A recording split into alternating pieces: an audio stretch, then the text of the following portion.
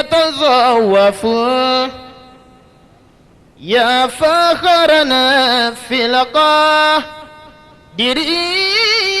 بعد أنت الإمام لكل من يتصوف ولمن يريد العلم والوعظ الذي يشفي قلوبا من هوى يتلفف إذا أنت في العرفان بحر زاخر والله من ثمرات علمك نكتف تهدي إلى الإسلام ضالا هائرا بالوعظ تحمل عين منه وتزرف ترقى بخفضك للكبار جناحك إذ لزت شيخا بالتكبر يوسف قد سرت شمسا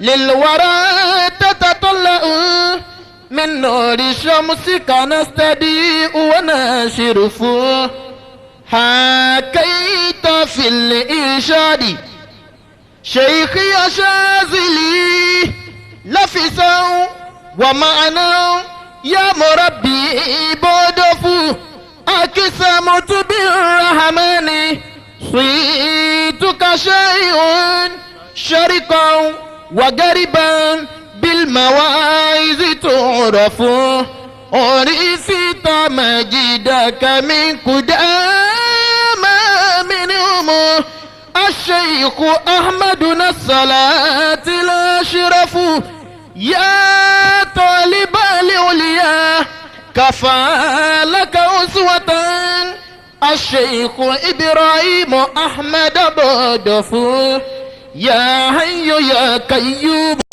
طول أمره أنت المجيب لكل من يتلهف بالشيخ يا دمنا مجدد ديننا والشيخ كمال لدين عرف بالشيخ يا عبد الله ثم شاغلي والشيخ أحمد الرفاعي هتف والشيخ عبد القادر غوث الورى ولتوف بعبدك يا إلهي بدف ثم الصلاة على نبي والي أهلي لما فازت بالهدى يتألف لا إله إلا الله لا إله إلا الله الله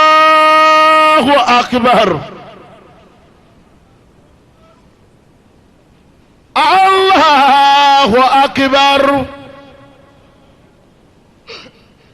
الله أكبر كل الخلق قد جاروا الله أكبر كل الخلق قد جاروا وهار أهل العدا ولكل قد داروا الله أكبر جل الله يفعل ما يختار من قدري والله مختار الله أكبر رب لا شريك له يصرف الأمر تصريفا ويختار يا مالك الملك الله اللي نجبه يا من لا وزير له الملك ملكك ولا جيار جيار الله أكرم أن تستجيب له الله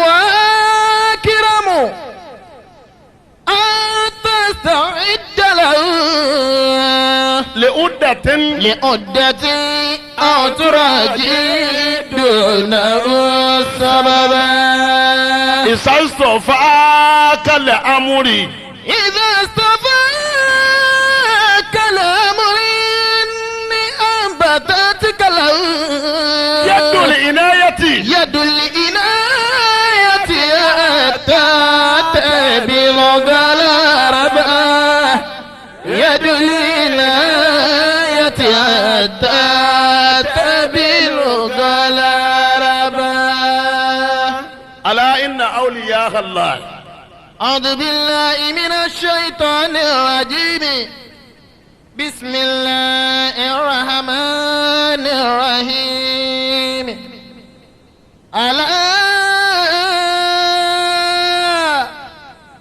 إن أولياء الله لا خوف عليهم ولا هم يحزنون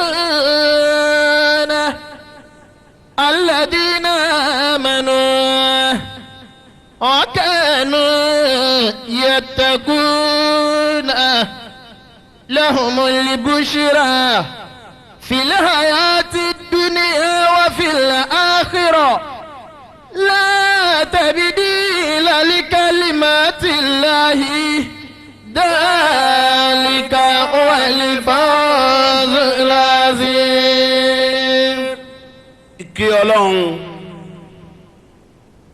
ọlọ́run àti orí ajẹ́jẹ́ tẹ́ kí ó máa bá alayé lọ́rọ̀ Ànábì wa Muhammad sallallahu alayhi wa sallam. ó fi wá dérí bàbá wa Maulana Asadul Usud tí àjọ máa jókòó níbí báyìí lọ́dọọdún àti gbogbo ọ̀nà tá a gbà lókun lọ́rùn bisimilayi kul huwa Allahu lápapọ̀ fún wa. bisimilahi rahman rahim kul huwa Allahu ahad Allahu samad lam yalid walam yulad walam yakun lahu kufuwan ahad. mo kí bàbá wa àwọn khalifa wa tí Ọlọ́run gbé wọn fún wa lọ́dún yìí. alhamdulillah. ọlọ́mọsàjẹ́ kí ẹ ṣe pẹ́. àmín.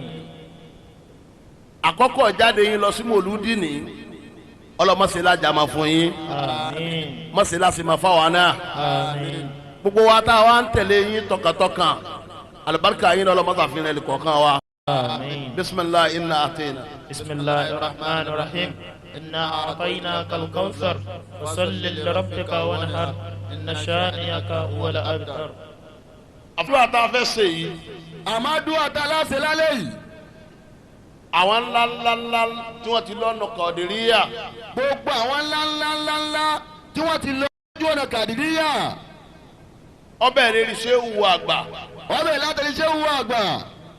Maulana Sidi Abdulkadir Jilani. Maulana Sidi Abdulkadir Jilani. ó fi wá dérí bàbá wa Asadul Usudi. ó fi wá dé ní bàbá wa Asadul Usudi. tí wọ́n ṣẹ̀ṣẹ̀ lọ. tí wọ́n ẹsẹ̀ lọ. gbogbo àwọn tá a dákọ̀ yìí. gbogbo àwọn dáadáa kọ̀ wọ̀nyí. àwọn tó lọ́n fi ṣe fáàrí fún wa nínú kàdíríyà ni. àwọn fáàrí wa lójú ọ̀nà inú ni. wọ́n sì ti fi kú sàgbà wa. wọ́n ti wá fi kú sàgbà wa.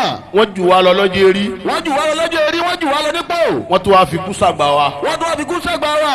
bàbá wa Shehu Salati tòní. bàbá wa ṣé wọ́n sàlátì tòní. wọ́n ní ká dìde lápapọ̀. wọ́n ní ká dìde lápapọ̀. ká sì fi dáhùn fún gbogbo wọn. káṣí ìdáàbò gbogbo àwọn tá a láti dákọ̀ yìí àtàwọn tá a láti dákọ̀ tí wọ́n jẹ́ kàkàkàkà lójú ọ̀nà wa yìí. nígbà tí n wo Sàgá ní sí bàbá wa Salisu ní Sàgá close. bàbá wa Salisu ní Sàgá close balógun kàdíríyà.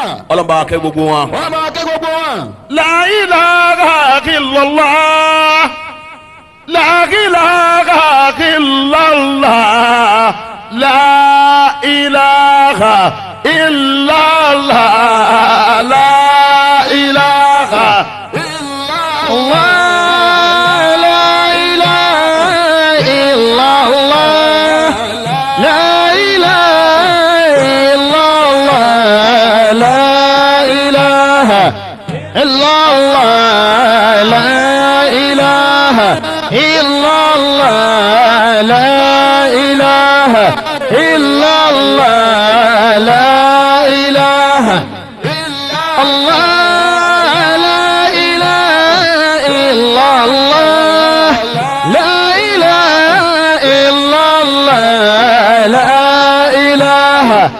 إلا الله لا إله إلا الله لا إله إلا الله لا إله إلا الله لا إله إلا الله لا إله إلا الله لا إله إلا الله لا إله إلا الله لا إله إلا الله. baba khalifa wa salati wọ́n ní a ṣe sábìkì kan lérí ìdúró báwọn ọlọ́run wọlé ayé ìgbà tí gbogbo àwọn tá a wí yìí ti dá ṣe sábìkì láyé alekun kí ọlọ́run alekun àforíjì ọlọ́run alekun karama kiyama ọlọ́mọta bá wa ṣe fún wa àtàwọn ìyàwó wọn àtàwọn ọmọ wọn àtàwọn mùrídìí wọn tí wọ́n ti lọ bẹ́ẹ̀ gbogbo wa tá a bá ṣe é dọ́lọ́run wọlé àlùbáríkà àwọn mọ́tà fi rẹ̀ lìkọ̀ọ̀kan wa náà.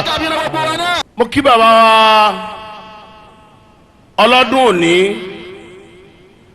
baba Maulana Al-Khalifa Abdulrasaq Irisunibari Ọlọ́run tó ní ó máa yẹ yín lọ́dọọdún èyí tá a jókòó sí yìí lónìí mọ́jọ jẹ́ pé ọ̀kan tó kù tá a fi dágbére fáyé. Amina. mo kí baba wa Mudiru Salman Allahu ayatahu. mo kí baba wa Òṣùpá mo kí baba mi Maulana Wakil Al-Kadiriya Allahu ayatahu. mo kí baba wa something like 20 àwọn alájí wa ase Muhammad Nuhu Alejo mo fi kíkì tí wọn mo fi kí gbogbo jama. àfààní yuridul amuna fi dakari libalaya. yuridul amina fi dari libalaya wa man yanfak من هدف يروء أجبت لمن يموت وليس يبكي أجبت لمن تجف له الدموع أجبت لمن تجف له الدموع. بابا صلاتي الله آياته. àfààní yuridul amuna. yuridul amina fi daril balaya. àwọn kan fọkàn sí pé ká lówó láyé. yuridul amina. òun lọkàn ní fi balẹ̀.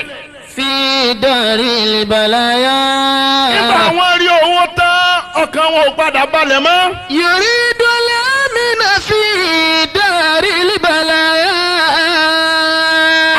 fọkàn sí pé ká wálé ayé ká kọ́ mọ́tò jọ ká bímọ lọ́kẹ́ ní fi balẹ̀ ìgbé mọ̀ráyé wa. yuridul amina. nígbà wọn nílé tán wọn ní mọ́tò tán wọn bímọ tán tibẹ̀ tibi ọkàn wọn ò balẹ̀ nínú ayé. yuridul amina fi daril balaya. abániwọ̀n náà fẹ́ kí ọkàn rẹ ó máa balẹ̀. في دار البلايا في دار البلايا. nínú ayé tá a wà yìí tó jásí pé ilé àdánwò ni. ومن ينفك من هدف يروع. gbogbo tí wọ́n ń ṣẹlẹ̀ nínú ayé àtọ́níranran nǹkan tí ń ṣẹlẹ̀ nínú gbà kò wá ṣàǹfààní fún ọ kò ṣe wá sí fún ọ. أجبت لمن يموت وليس يبكي. أجبت ó jọ mí lójú. أجبت لمن يموت وليس يبكي. ó gbọ́ pé bàbá wa Sádìlì Wùsúdì kú wọlé ṣàyẹ̀bù kí o sì lè sọkún. أجبت. tó bá jásí wípé kéèyàn wọ ilé Ọlọ́run ká ní àṣírí lèyìn ó fi kú ni kò yẹ kí kú pa bàbá wa Sàlátì. Ajabutu lima yamutu walaysa yabki. àbá ló jọ mí lójú fún wọn tó jẹ́ àfá. ó gbọ́ igbe bàbá wa Sàlátì kú. walaysa yabki. omi ò sì máa dà lójú rẹ pé atẹ́gùn tó bá gbé ológì kẹlẹ́lùbọ́ mọ́ sàfàrà. Ajibutu liman tajifala dumu.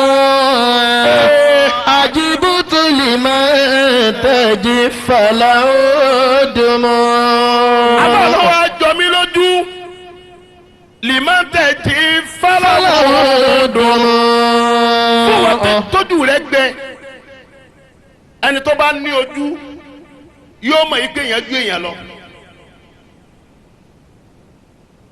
wọ́n á bí ní dájú rẹ ní lọ.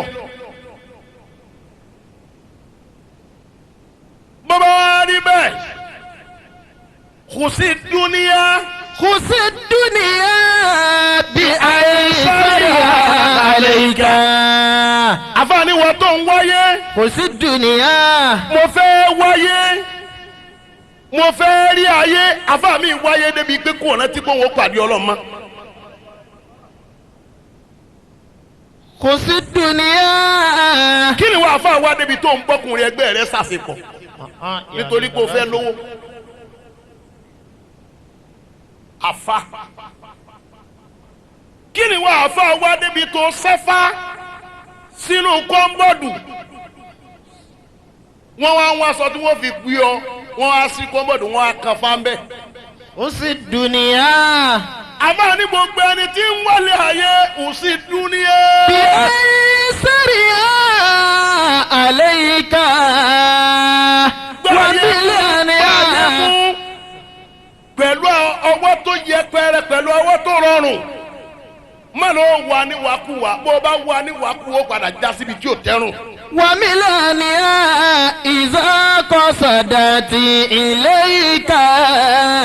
وملانها إذا قصدت إليك. wàmíl àníhá إذا wá yẹ̀yìn kúrò níbi ayé bí bàbá wa Sàlátì ti yẹ̀yìn kúrò nílé ayé. إذا قصدت إليك. kọ́lá báyé bá ń wọ kí táyé sà ń wọ kí gbé wọn náà ni. àwọn tí wọ́n rí ayé lánàá wọ́n gbáyé jù sílẹ̀ wọ́n wá gbọ́ ọlọ́mú gbogbo déyàn wá kí láyé ni wọ́n ń sìn wọn. فإن الجميع ما خولت sọ́ọ́ni منها. gbogbo tó ń kójọ láyé èyí tó fi ọ̀nà aláàlí kójọ tínú rẹ̀ ń dùgbà owó tá a rí aláàlí ló gbà wọlé. ما خولت àtẹ̀yí tó wá ní gbogbo منها. ọ̀nà kọ́nà ìgbọ́kọ̀lá báyìí bí bàbá yé àwọn akẹ́jẹ́ àyàfi kí n rówó tèmi. ستنفد جميعا من يديك. ستنفد جميعا من ẹni tó يديك. wá lọ́nà tó tọ́ torí àtẹni tó wá lọ́nà àràmù bàìtúláàsì torí sátẹ̀ǹfùdù hó jẹ̀mí. جميعا من يديك. ستنفد جميعا من يديك. ìjọ tó bá kú ò láyé ẹni tó wá ayé tó rí pẹ̀lú dáadáa yóò dalẹ̀ lọ́wọ́ rẹ̀ náà ni ẹni tó sì wá bàìtúláàsì pé kọ́dà báyìí àwọn kó bá bàjẹ́ káwa sá lówó ọjọ́ tó bá kú padà dalẹ̀ ni. àwọn tá a wá wí wọ́n ṣe eré láyé kò sẹ́ẹ̀lì kọ̀ọ̀kan tá a máa sọ̀tàn wọn ní gbogbo àwọn tá a dákọ̀ tí wọ́n kọjá yìí tá alùbáríkà àwọn ò tó ràn wá ọlọ́mọsà fún wa alùbáríkà wọn. آمين. bàbá wa Sàlátì tòní أدام الله حياته. ẹ bá ń wí dáadáa ni أدام الله حياته. bọ́lá ń tí tó ó yí kàn yín lọ́dún tó lọ kò sẹ́ni tó ràn kàn bí àfẹlẹ́rì ìwé èèyàn torí pé àsìkò tí bàbá wa Sheikh Abdul Qadir tí wọ́n wá ń sí ara hàn kó wá lọ́lọ́ wa ni máa bọ̀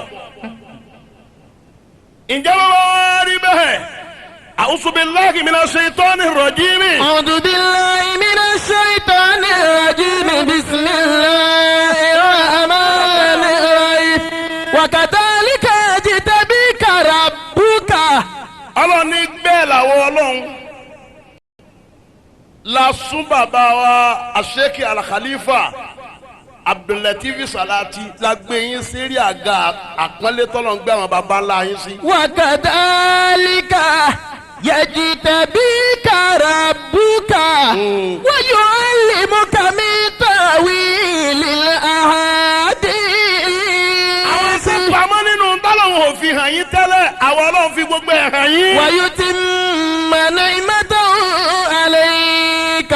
àwa parí ìdẹ̀ra rẹ̀ fún yín. وعلى farabalẹ̀. زادكم الله wíkẹ́ wáyù tí mò ní mẹ́tàhún alẹ́ ká. نعمته عليك. a parí ìdẹ̀ra rẹ̀ pé ẹ̀yin lẹ́jọ̀kọ́ lérí àga yìí àwa ọlọ́run ti parí ẹ̀. وعلى آل يعقوب bá a ti parí rẹ̀ fáwọn tó sẹ̀yìn lé bàbá wa fàǹdásà láti àgbà. كما تم على أبويك من قبل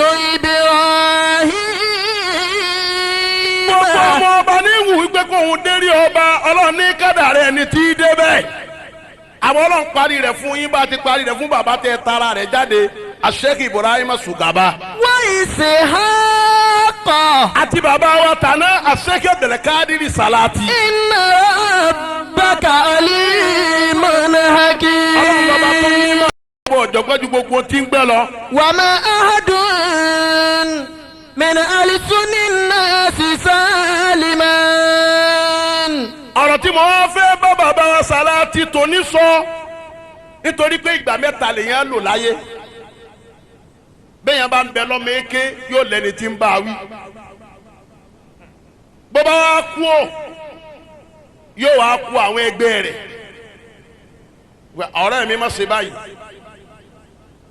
báyìí ni ó ṣe bó bá wá kú ó ní sáfù tàwọn ọ̀rẹ́ ó wá bọ́ sí sáfù bàbá àtọmọ lọ́rọ̀ ti sọ yín di bàbá gbogbo wa lónìí. وما أحد àwọn ọmọ ọmọ wa sọ pé bàbá wa báyìí la fẹ́ kẹ́ ẹ máa ṣe báyìí la fẹ́ kẹ́ ẹ máa rìn. وما أحد من ألسن الناس سالما.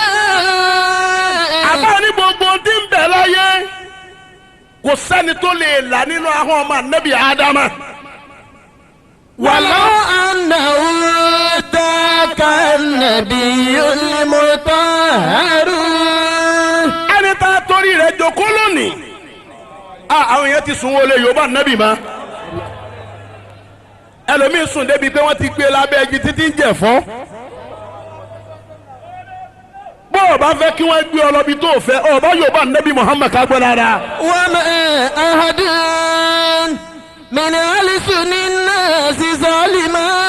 bàbá wa Salati afáàlẹ́lì kan ò lè là láhàn ọmọ ànábì ádámà o.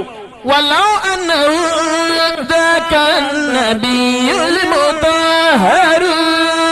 kọ́dà ẹni tá a torí rẹ̀ jókòó lónìí tí ń sa ànábì wa Muhammad bó ti tó àwọn èèyàn padà sọ̀rọ̀ sí i. فإن كان مقداما يقولون أحوجا.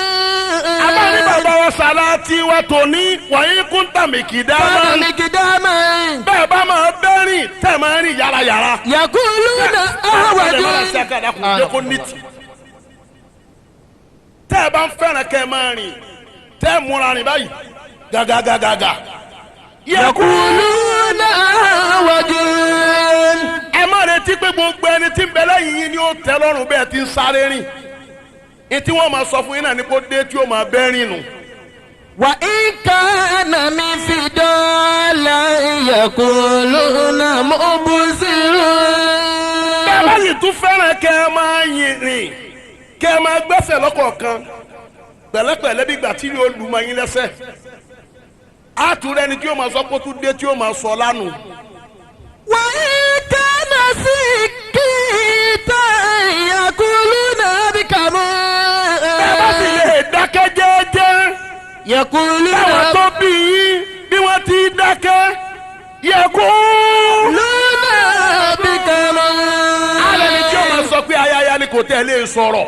وإن كان من تلقى يقولون مبصرون. tẹ́ bá sì tún jẹ́ tẹ́ bá jẹ́ni tó lè sọ̀rọ̀ nítawọn yóò máa sọ pé wàhálà nífà yìí ṣe pọ̀ báyọ̀ ṣe fẹ́ràn àròyé báyìí. وإن كان صواما وبالليل قائما. bá a ti mọ̀ yín lálá àtàlámísì bẹ́ẹ̀ bá ń gbàwẹ̀ wọ́n bí lẹ́yìn. بالليل قائما gbogbo ara mọ̀ pé báago mẹ́jọ ọba ti lù báyìí ẹ ti sùn bó bá dago mẹ́ta ẹ ti jí tí lè fi mẹ́ẹ̀ tún sùn má. يقولون زواد ويمكر يقولون زواد ويمكر. bẹ́ẹ̀ bá ń gbàwẹ̀ bẹ́ẹ̀ ti ń gbà tẹ́sí ń dìde lóru ẹlẹ́ni tí wọ́n máa sọ pé kárí mi ní ṣé kí wọ́n lè mọ̀ pé ń gbàwẹ̀ ni ṣé kí wọ́n lè mọ̀ pé ń ṣàìsùn ni. فلا تكتثر بالناس في المدح والثناء. ti pé o fẹ́ máa retí káwọn èèyàn ó yìn ọ́ gbogbo ẹni ó bá gbé sí Ọlọ́run lọ́wọ́ bó o bá retí pé kéèyàn ó yìn ọ́ ó ṣe mistake ni o. لا تكتثر بالناس في المدح والثناء ولا تخشى غيره لا والله أكبر ولا تخشى غيره والله أكبر wàlá àtàkàṣàgẹ́rẹ́ aláhi bàbá wa Sàlátì ẹ má bẹ̀rù ẹnìkan lọ ní ẹbẹ̀rù. والله أكبر. ìjọ tẹ̀yìn bá bẹ̀rù ẹ̀dá ìjọ náà ló ti ṣubú. àmọ́ náà Ọlọ́run tẹ gbà lọ́wọ́ àwọn tó bí ẹsẹ̀ báwọn tàná ti ṣe tí wọ́n fi sọ̀kalẹ̀ rí. أواذهب àfa ni mo gbọ́ tí kòkó ké. فاستأنست بالذهب زواء. mo dárayá sí ohun kòkó isi àwa nígbà mo gbọ́ tí kòkó ké nítorí pé ìkòkò bínú kòkó bá ń dùn ẹ rí lára rẹ̀ gẹ́gẹ́ bí ẹranko pẹ́nu rẹ̀ dùn bínú rẹ̀ bá sì bàjẹ́ ẹ rí lára rẹ̀ pé inú kòkò yìí ń bàjẹ́. وصوت إنسان فكدت أطير وصوت إنسان فكدت أطير. alága mo gbọ́ táwọn ọmọ ànábì ádámà tí mo gbọ́ ohun èèyàn fasọ́wọ́tà ìsánú tí mo gbọ́ téèyàn ké torí tí wọ́n ń pè léèyàn kò sẹ́ni tó méèyàn àfàwọn tó bá déèyàn mà. àwọn alájọjọ máa dunnú ìbànújẹ́ sì ń bẹ lọ́kàn wọn àwọn aláṣìjọjọ máa banújẹ́ ìdùnnú ń bẹ lọ́kàn wọn ẹni tó bá wà mọ̀ wọn tó bá lójú ní yóò àwọn èèyàn lójú kó. àbá nígbà mo wá rí bẹ́ẹ̀ fọ̀kídí tó àti rú mo wá dẹyẹ tí ń fò ìgbésí bẹ́ẹ̀ yẹn ti rí nu. وكيف يفوز المرء من منصب على. bàbá Sàlátì ẹ ti délé àlífà bóòlù yẹn ti lu àlífà. كيف يفوز المرء من منصب على. bẹ́ẹ̀ bá bẹ́ẹ̀rì ipò tó ga bóòlù yẹn ti lò bàbá rẹ má bínú wá bẹ̀ lálẹ́ yìí. كيف يفوز المرء من منصب على من القول والفعل. irú ọ̀rọ̀ wo lèyàn máa sọ téèyàn fi rọ́ lásì. والفعل. irú sáwọn lèyàn ṣe téèyàn fi rí jòkójòkó. يقال بإحسان من القول والفعل. يقال بإحسان. ọ̀rọ̀ wo lèyàn sọ tí wọ́n fi sọ pé èèyàn rẹ ni lágbájá. ìrìn wo lèyàn rìn tí wọ́n fi pè yàn léyàn rẹ. أجيبك يا هذا بما فيه منصب. ìsọfún bàbá wa Sàlátì tẹ bọ́ sẹ́ni khalifa Sàlátì fún gbogbo ilẹ̀ Yorùbá. أجيبك يا هذا بما فيه منصب ولا فوق لي ثم يهدي للرحمن. aláfọ̀ọ́kà halin ẹ máa kó kékan bẹ́ẹ̀ ti pẹ́kẹ́lẹ́ tó bọ́ sómi tẹ́pọ̀n. ثم يهدي للرحمن. èyí tó kù tá a máa tọrọ fún yín ni pé ìtọ́sọ́nà Ọlọ́run ẹ nídìí ẹ̀ làwọn àgbàlagbà á fi tọrọ fún gbogbo ẹni tó bá bọ́ sí rí ọlá ipò nídìí nurul hidayah wa nurul inayah wa nurul wiqayah. ibùdó màá lásán má lónìí. gbogbo bí ó bá dé ẹ̀ ń lọ́nu ní ti dáadáa. تفوز أخي. àmọ́ gbogbo ẹni ó máa bọ́ sí rí ọlá yóò jèrè. تفوز أخي بالصدق. àkọ́kọ́ nu tẹ́ kọ́kọ́ lọ lè mú lọ́wọ́ bí sídìkì sí ra سرا وجهرة. lọ lè ní òótọ́ òótọ́ ọpẹ́ làwọn tó bí yín ní gbogbo ayé fi rọ̀ fún wọn. سرا وجهرة bẹ́ẹ̀ bá ń bẹ ní kọ̀kọ̀ ẹ wà pẹ̀lú òótọ́ bẹ́ẹ̀ bá ń bẹ láàrin gbogbo ayé kí wọ́n mọ̀ pé òótọ́ lẹ gbé lọ́wọ́. وإن كان مرا wàyí kánà mú ránkọ́lá bí òótọ́ òun bá kóró. أو عليك بعصيان èso. وصبر على المكروه wàsíwìrì alálìmọ̀kìrú yìí ẹ wá ó wá dọwọ́ yín pẹ̀lú sùúrù farabalẹ̀.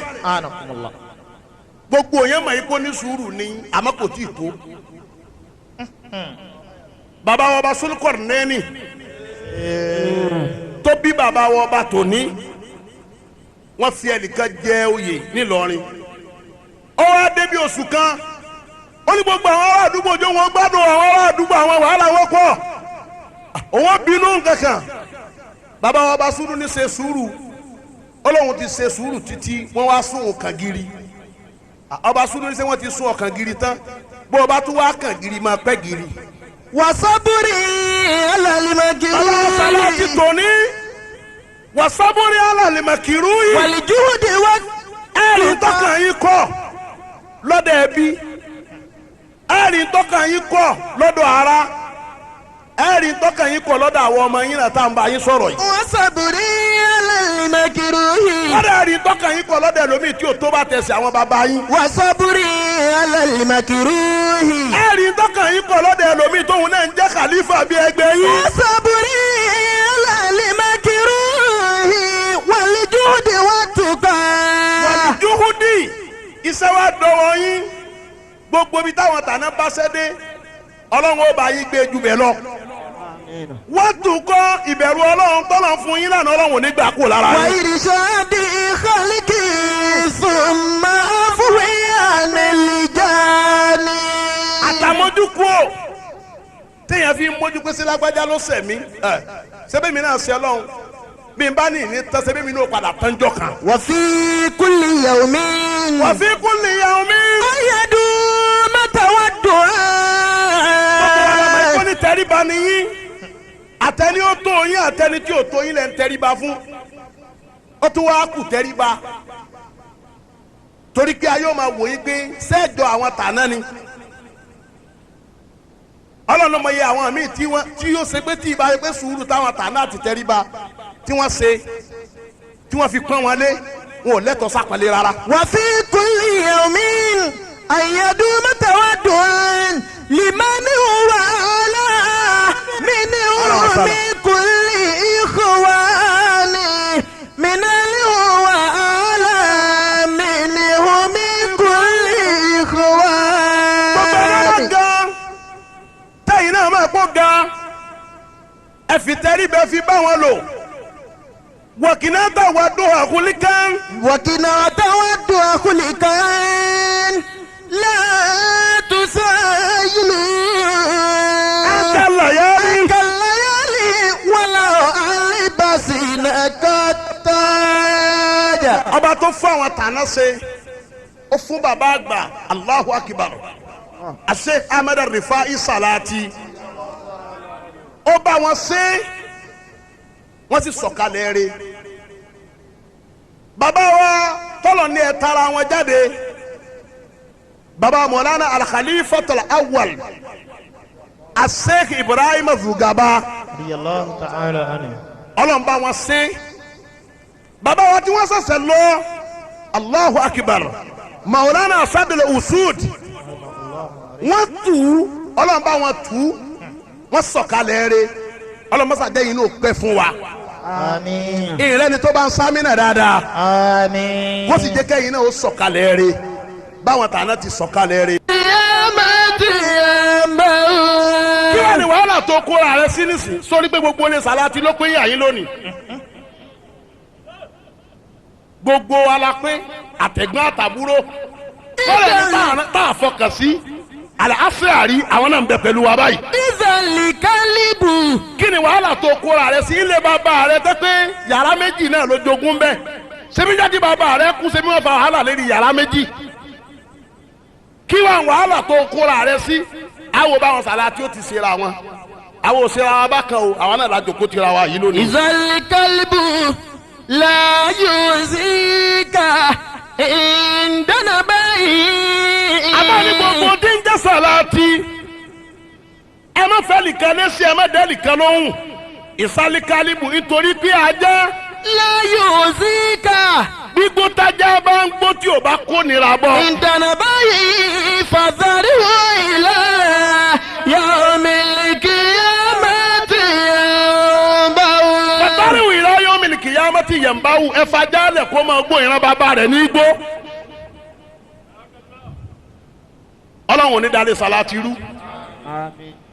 Ọlọ́run ní dalẹ̀ sàlátì rú. Ọlọ́run ní dalẹ̀ sàlátì rú. Àmín.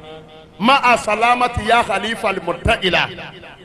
Ó digbére bàbá wa khalifa wa Sheikh Abdulkadiri. Àwọn kí bàbá wa tó ní pé wàhálà wà sàlà. Ẹ máa wọlé ẹ máa rọra bá a ti bá lọ́dọ̀ àwọn ará ilẹ̀ Yorùbá nù. Ẹni tá à ń retí ti ń bọ̀. Táwa ni ó máa wọlé kó máa rọra. Kí ni bẹ́ẹ̀ ta ni ó máa wọlé kó máa rọra fún? Ó fi yé wa pé Ọlọ́run tó bá àwọn tàná tó tí ó dàrú. Ọlọ́run bẹ́yìn náà tó. Ọlọ́run bá yín tó. Àmín. Ọlọ́run bá yín tó. Àmín. Ọlọ́run bá yín tó. Ala inna atina. بسم الله الرحمن الرحيم إنا أعطيناك الكوثر صل لربك ونحر إن تو. شانئك هو الأبتر.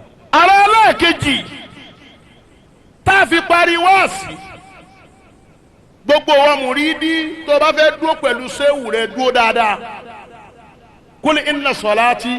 أعوذ بالله من الشيطان الرجيم mala se aka mojo بسم wọlé. الله الرحمن الرحيم ní orúkọ Ọlọ́run ọba àjọkẹ́ ayé ọba àsàkẹ́ ọ̀run. قل إن صلاتي bàbá wa sàláàtì ìjẹta àti tàná àti tòní àti tí ó máa bẹ lọ láyéláyé. ونسكي àti jókòó bàbá ń déré àtẹran tá à ń pa ń bẹ̀ tá a fi ń jọ́sìn fọlọ́run. ومحياي àtijọ́ tí gbogbo tí jẹ́ sàláàtì bá ń pe Ọlọ́run. ومماتي àtijọ́ tó ń kálukú bá ṣe tá a dákẹ́ pẹ̀lú la ilaha illallah. لله رب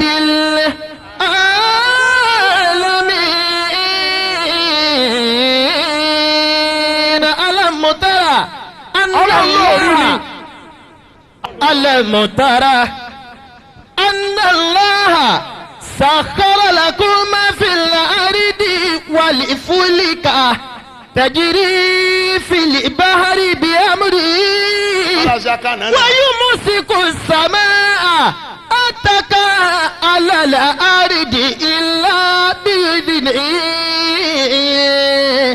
إن الله بالناس لرؤوف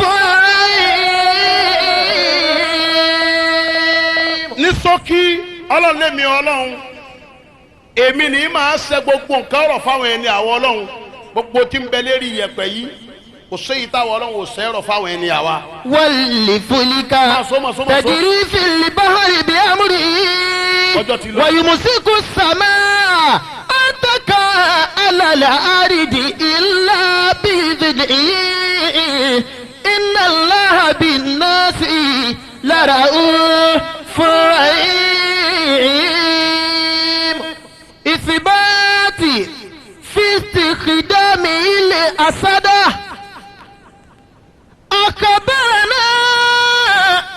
أخبرنا الشيخ إسحاق أقبلندو. ìtọ́jú mo fẹ́ mú wá fún ọ lónìí mo ti sọ pé pẹ̀lú ògùn Ọlọ́run wòlúùrì tá a bá lọ tó bá jẹ́ ti sọ̀làtíyà nínú ọdún yìí a máa tìtì àwọn karama ti ṣéèkì sàláàtì a ti sọ̀kan tí sídi rẹ̀ ti jáde bóòlù àfọwọ́ sàláàtì ti jókòó ní sẹ́yìn nílé sáwẹ́rẹ́ àtúnṣọ̀kan níbi ìkómọ sàgáńjò ní bóòlù ní sẹ́wọ́n sàláàtì ṣe rọ òjò nìbàdàn fáwọn ará Ìbàdàn lẹ́yìn ọdún kan tí wọ́n wójó èyí táwọn fẹ́ lọ́bẹ̀ lónìí bàbá wa tó jókòó tàlífà wa tòní bàbá tí wọ́n tara wọn jáde bàbá wa àṣẹ́kì wàkílù lè kàdìríyà bàbá wa Isiaka Apalando bàbá wa tẹ́ pé bọ́n bá wà yà kí ni wọ́n wí wọn ni sallallahu alaihi Muhammad àwọn ni wọ́n gbàtàn yìí wá fún wa la gbọ́ lẹ́nu wọn. وكان أقرب الناس إلى الشيخ صلاتي خدامي bàbá Wakilul Qadiriyya ẹ̀rẹ̀ bá ṣe radiyallahu ta'ala anhu. wọ́n jẹ́ ẹni tó súnmọ́ bàbá wa Sàláàtì jù nínú gbogbo àwọn tó jẹ́ khadimi wọn. وهو ابن èèyàn mẹ́ta ni orí rírì àwọn àfa. Nakibu ni wọ́n sọ bẹ́ẹ̀ fún mi lọ́kànkan o. àkọ́kọ́ bẹ̀ ni Saujatu Sheikh ìyàwó àfa ìwọ̀n nínú ìyàwó àfa àti rírì torí yóò mọ̀ wò pé sọ́kọ̀ ọ̀hún jáwẹ́rẹ́ yìí náà. ẹlẹ́ẹ̀kejì òun ni Awladu Sheikh àwọn ọmọ àfa yóò máa wo bàbá rẹ̀ ń sọ fáwọn ọmọ kan lè kọ̀rọ̀ ń jò ní ìpá mo ní mo kí yín kú eríire ẹlòmíì rí bàbá rẹ̀ ó kàn rí pé bàbá àwọn lásán ni kò rí ń séwù rẹ̀ afáwa Mufti àti Usman mo ní kí ló dé tẹ ẹ jáde ó ní wọn làwọn ń tẹsẹ̀ fún bàbá ni lè kọ̀rọ̀ àwọn ń tẹsẹ̀ fún wọn nǹkan bí aago 9 ni bàbá tó wá sùn nígbà wọn sùn tán àwọn tó wá lò wákàtí kan igi báyà wọn tají nígbà táwọn arí pé wọn ti sùn làwọn tó wá bá mi ní Táíwò mo wá ní eríire lọ́lọ́run ṣe fún yín o ẹlòmíì bàbá rẹ̀ yẹn ńlá ni àmọ́ Ọlọ́run ò fi hàn ẹ̀rí bàbá yín kóhun ló bí yín ẹ̀tú wá rí ní sẹ́wù yín Ọlọ́run ó pa pọ̀ ẹlòmíì ọmọ àfa ńlá ni àmọ́ àlùbáríkà bàbá rẹ̀ ò ní ràn nítorí pé àwọn ọmọ àfa wọn kì í sábà rí rírì àfa.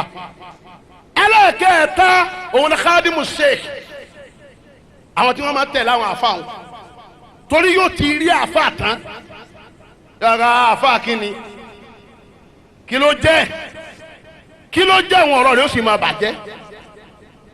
bàbá wa Wakilul Qadiriyya wá jẹ́ ọ̀kan nínú àwọn tó súnmọ́ fàáfàá tí wọ́n sì jẹ́ khadimi wọn tí wọ́n jẹ́ mùrídí sídìkọ́n khadimi sídìkì khalisan lillahi fillahi. وهو ابن أمة الشيخ àwọn náà wá jẹ́ ọmọ ẹ̀gbọ́n ìyá àfàǹdá.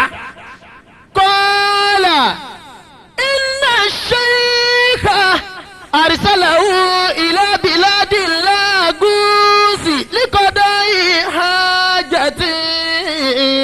níjọ́ kan bàbá wa Sàláàtì ń dákun àfàǹdá ò lè ṣe radiyallahu ta'ala. إن الشيخ أرسله إلى بلاد اللاغوس لقضاء حاجته. bàbá wa Sàláàtì wọ́n rán bàbá wa Maulana Wakilul Qadiriyya wọ́n rán wọn láti Ìlọrin wá lu Èkó yìí pé kí wọ́n bá wọn bí àbùkátà kan. وبعد قضاء تلك الحاجة وأراد العودة إلى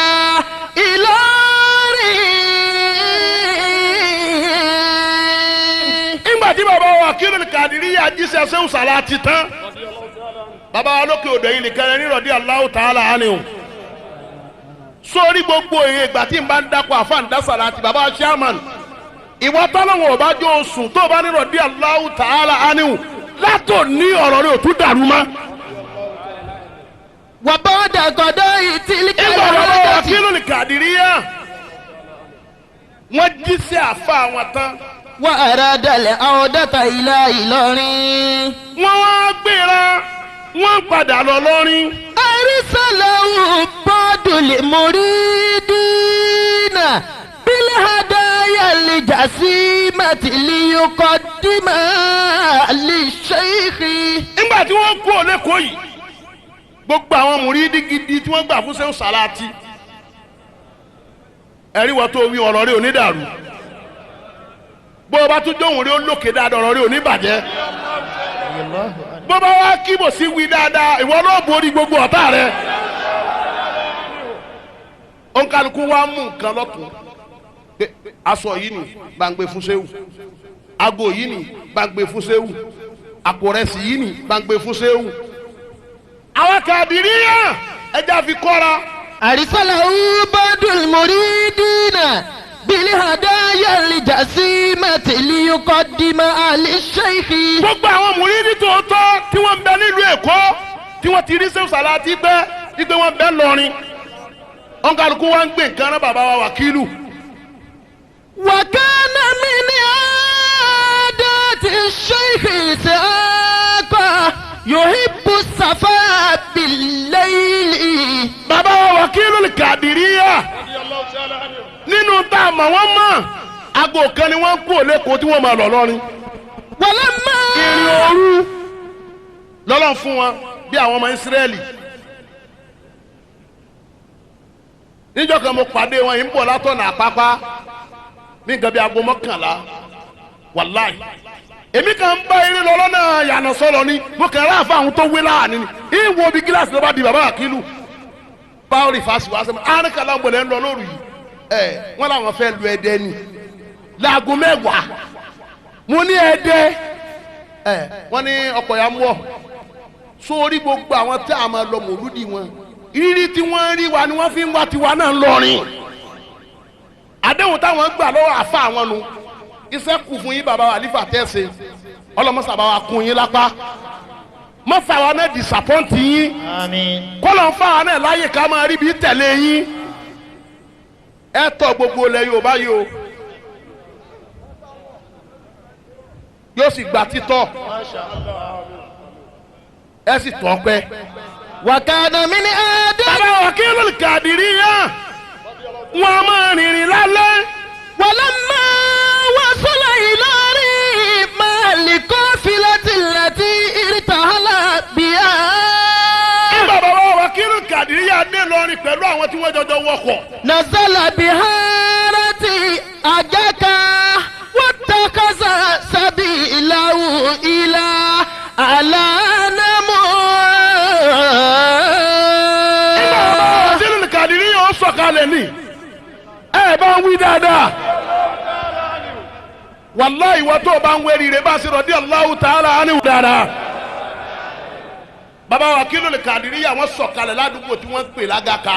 واتخذ سبيله إلى أعلى bó o bá jẹ́ màá lọ́rin tí ń lọlé tọ́lá màá lọ́rin mí ń bẹ kò lọlé má.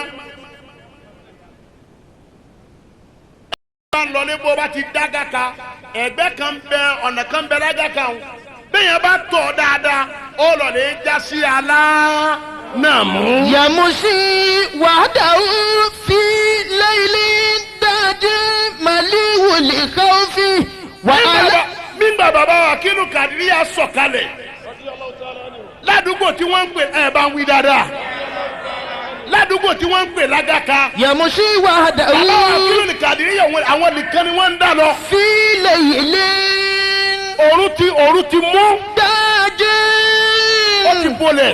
مليء الخوف وعلى رأسه الحمل الثقيل.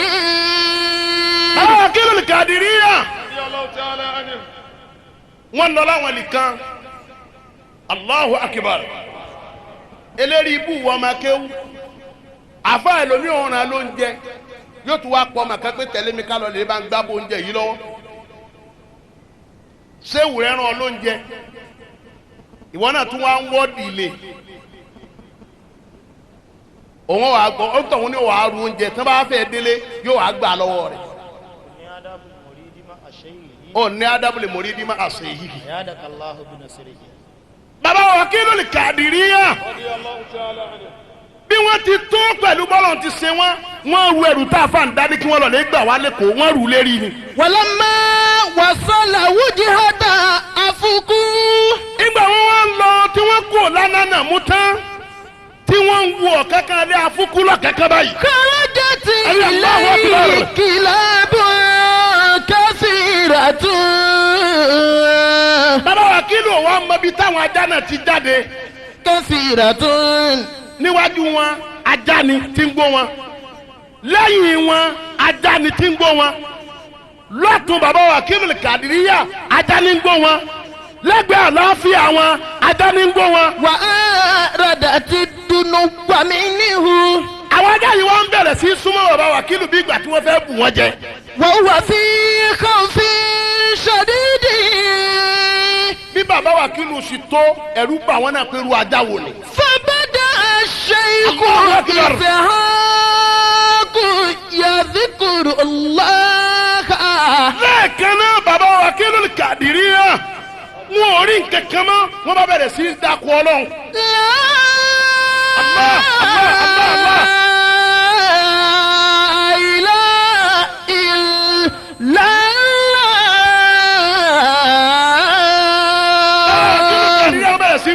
ilaha illallah máa sọ. كما علمه شيخه بصيغة معينة معلومة بصوت مخوف. bàbá wa Salati ó ti fi kọ́ bàbá wa Wakilul Qadiriyya. بصيغة pẹ̀lú sígà kan tí wọ́n máa wí. معينة tí bàbá wa Salati dá sàlẹ́sà fúnra rẹ̀. معلومة tó ti fi mọ̀ wọ́n. بصوت مخوف. pẹ̀lú ohun tí bẹ̀rù Ọlọ́run bẹ̀rẹ̀ pé la ilaha illallah la ilaha illallah. لا إله إلا الله لا إله إلا الله لا إله إلا الله لا إله إلا الله لا إله إلا الله لا إله إلا الله Allah. لا إله إلا الله لا إله إلا الله لا gbogbo ibi tẹ́lẹ̀ kọ̀ọ̀kan wà kálí la ilaha illallah. bàbá Khalifa Salati ní àjòkó. فبدأ الشيخ إسحاق يذكر لا إله إلا الله bàbá wa Wakilul Qadiriyya wọ́n wí la ilaha illallah bá ti wí yìí. كما علمه الشيخ bí àfa àwọn ti fi lé wọn lẹ́nu. بصيغة pẹ̀lú bá ti wí yìí. معينة معلومة بصوت مخوف ولم يكن إلا كلامه البصري. Allahu Akbar. ìgbà tí bàbá Wakilul Qadiriyya yóò máa wí láàrin pé ká díjú ká yà báyìí. إذ طلع أسد كبير. wọ́n wọ wájú wọn báyìí wọ́n bá rí kìnìún ńláńlá wájú wọn. ẹ lè وطرد gbọ́dọ̀ ń tóbi. bàbá Wakilu làwọn ò sùn láàrin ká díjú ká yà. wọ́n kàn rí kìnìún wájú wọn ní kìnìún ńláńlá. وطرد تلك الكلاب نابها. gbogbo àwọn ajá tí wọ́n ń bẹ níwájú àtẹ̀yí tí ń bẹ lẹ́yìn àtẹ̀yí tí ń bẹ lọ́tọ̀ àtẹ̀yí tí ń bẹ lọ́sì. فسكتت gbogbo wọn bá dákẹ́lẹ̀ kẹ́lẹ́ ń gbà wọ́n rí kìnìún. وسكنت أهوالها. gbogbo òṣèṣì tí ń bẹ pẹ̀lú àwọn ajá náà ọba lọlẹ̀. وفرج الله كرب الشيخ إسحاق.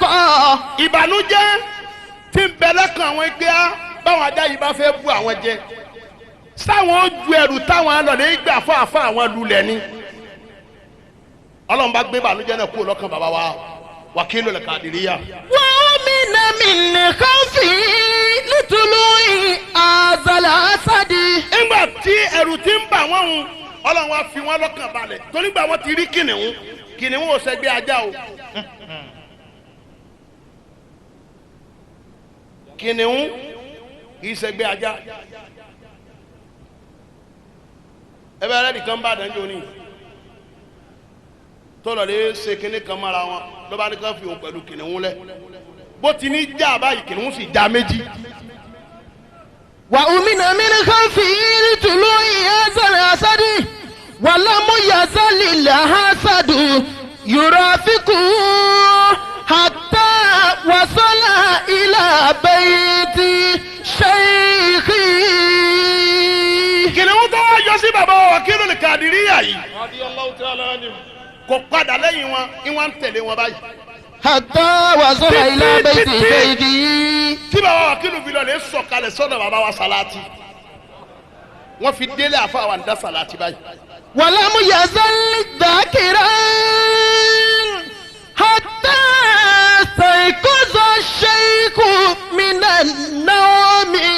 ìgbà bàbá Wakilu délé wọ́n ní bí wọ́n ti jí Sehu Salati mùrídìí mi èrí rẹ̀ dàrú ó wá Sehu rẹ̀ lọ́wọ́ á ní sùn onírúurú wọn wá sùn sórí pé rírẹ̀ ò fapò wàhálà tí Sehu rẹ̀ ń ṣe ni wọ́n ń ṣe bí mo ti lu ara lálẹ́ yìí kì í ṣe fáàrí ètò lọ́nà sáàtì láláwùsá lálẹ́ ọ̀la lálẹ́ yìí tá a bá kú òun bẹ àlọ́ Bàrígà ṣé ọ wá fi yé wọn dẹ́kun ó kàn sùn sílé lásán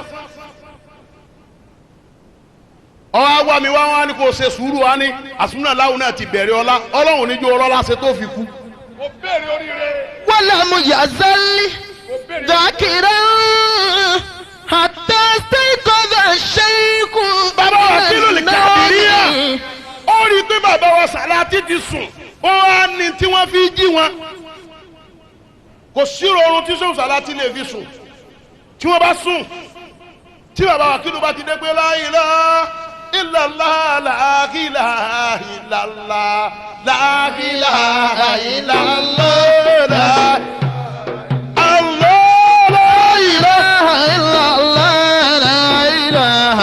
tí wọ́n bá wí bẹ́ẹ̀ nígbà wọn bá fi wí lẹ́ẹ̀kínní lẹ́ẹ̀kejì nígbà tí wọ́n bá fi tẹ̀ kẹta ṣé Sàlátì tó jí látọjú ọ̀run wọ́n sì gbà lẹ́nu wọn. mabó ti jẹ́ àfa rẹ̀ bẹ́ẹ̀ lómi bá wá yẹn wálé yóò sì kẹlẹ̀kùn bí ìgbà tó lè ń bọ̀.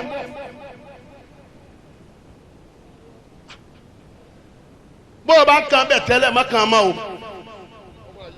mo ṣe àbùkù fẹ́ nìkan lọ níjó ní kí ló dé o fẹ́ pa mí ni àti mo ti lu ara kọjá ọjọ́ eré mi bí mo ti wà yìí kì í ṣe fáàrí àwọn náà ráyè kan mí mọ́ nísìn àti wọ́n ná kí la fẹ́ sá padà bó ti wá lé tó yìí làwọn kan fi kú yọ̀ wá nígbà àwọn Sàlátì àwọn afáàsá sì ní dá àfáà Sàlátì dá lágbájá dá bàbá títí wá dẹ́rù bà gbogbo yẹn fún wa ló tún lọ yìí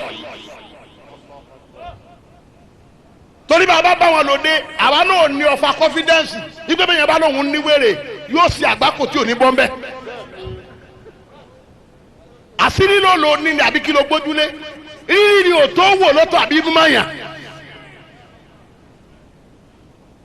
ولم يزل bàbá wa wákìlù nìkan ṣeun. ولم يزل ذاكرا حتى استيقظ الشيخ من النوم ìwọ̀n ń dakọ̀ ọlọ́run títí dàbọ̀ Sàlátì fi wá jí látọjú oorun. ثم التفت الحاج إسحاق إلى الوراء.